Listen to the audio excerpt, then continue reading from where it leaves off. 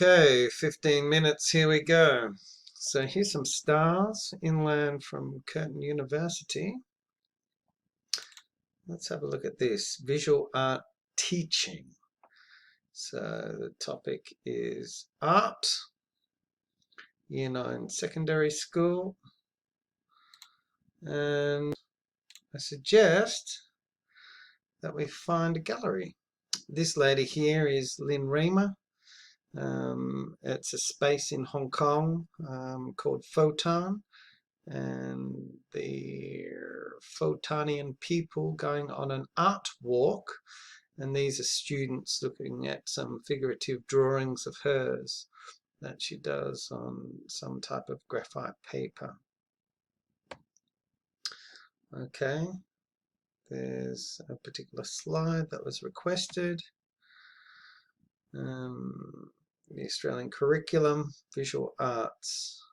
Examine how artists and audiences interpret artwork through explorations and different world views. Evaluate and reflect on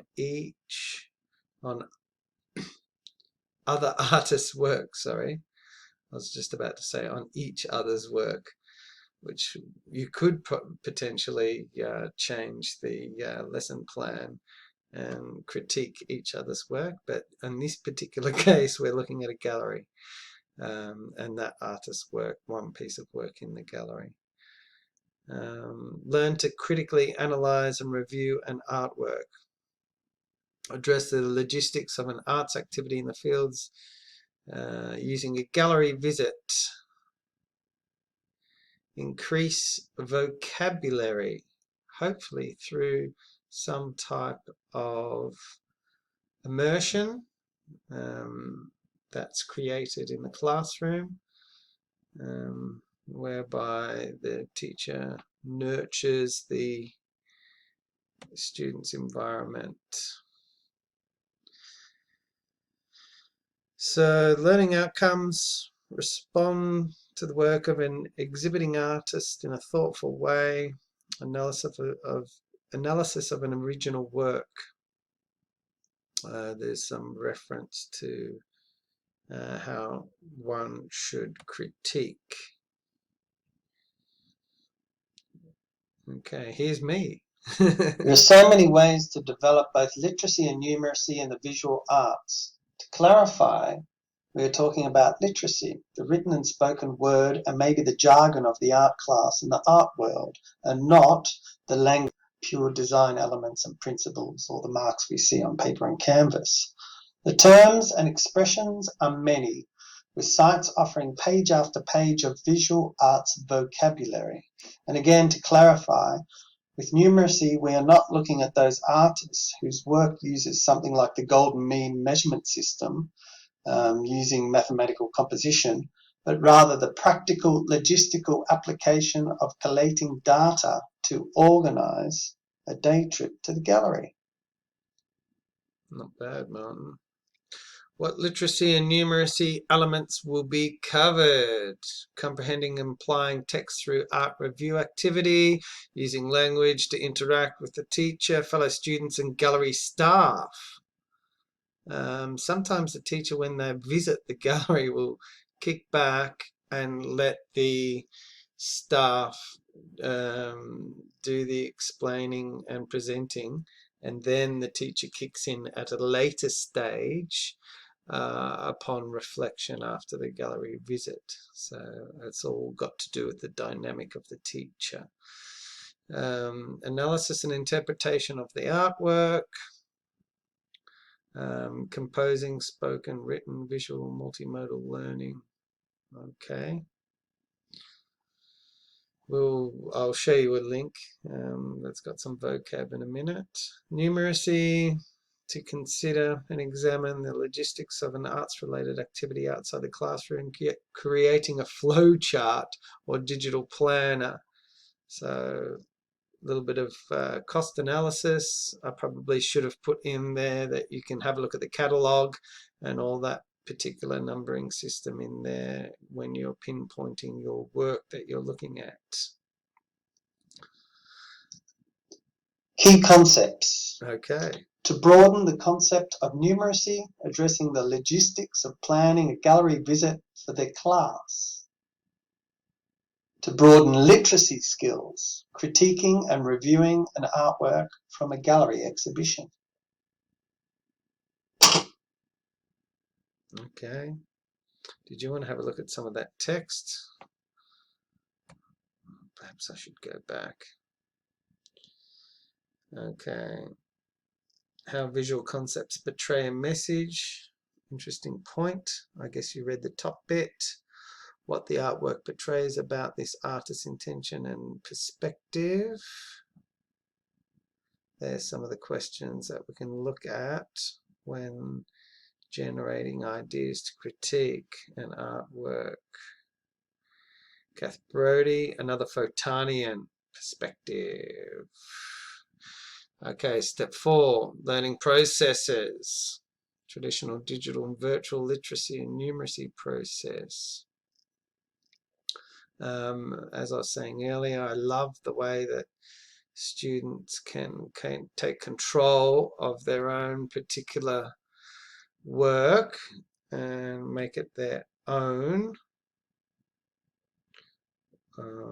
by allocating their own programming or text types.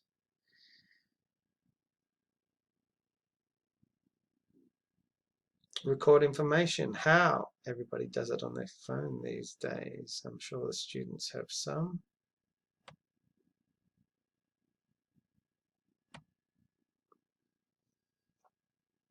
Numeracy, like literacy, is used broadly outside the classroom, and in this instance, students need to use organisational and numeracy skills to solve the problem of organising a day trip to a gallery for a Year 9 art class.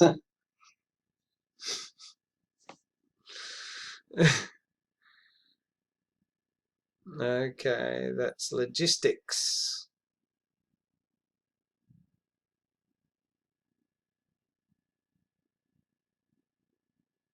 Jura. Some of students there.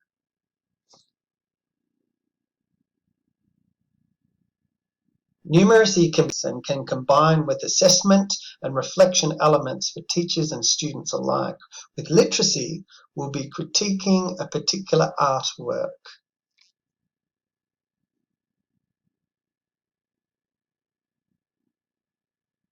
You can Google many sites as a starting point to help students expand their vocabulary. For example, Sparked, the visual arts list, you can see that on the left. Link in yellow. And of course, the basic start is at the junior level, but at a higher echelon.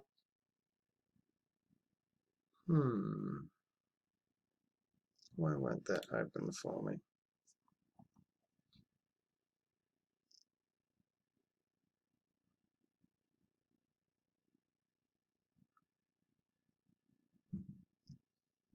I guess this is an example of the vocabulary list. It's a bit slow today. Sorry about that.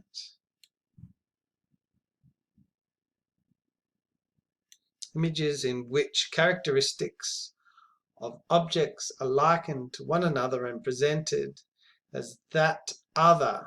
They are closely related to concepts about symbolism, visual metaphor. There you go.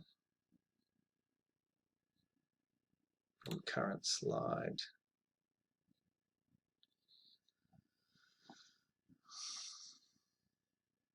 Where were we?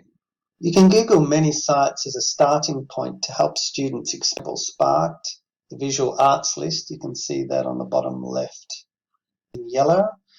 And of course, the basic start is at the junior level, but at a higher echelon, the teaching of aesthetic qualities develops a more sophisticated vocabulary.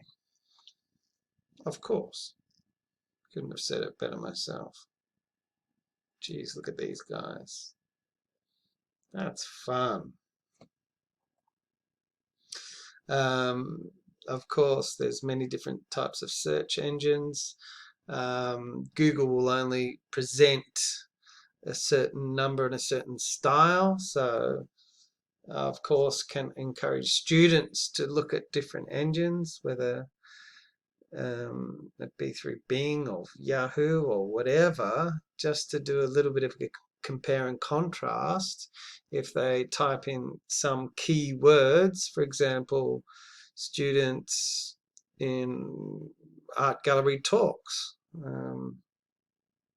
there's a particular link there which goes to this photo.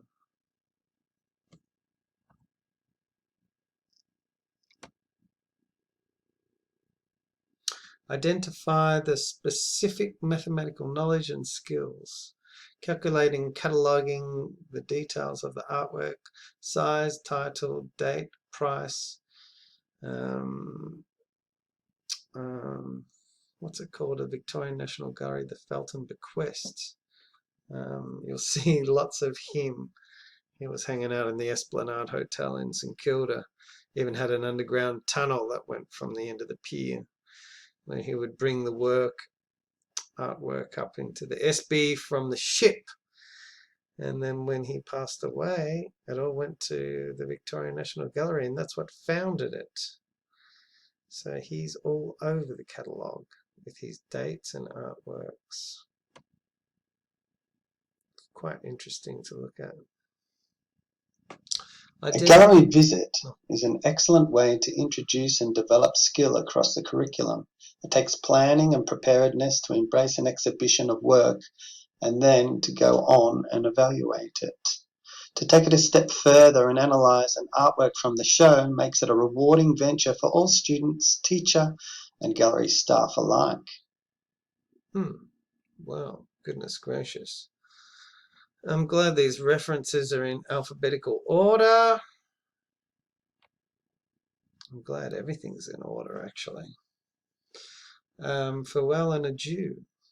And I hope to see you either in Bendigo or Castlemaine, or perhaps even the Victorian National Gallery, and we can have a look at some of the works there and critique that and work out a day trip and hopefully some rich text. Let me stop this. Thank you very much.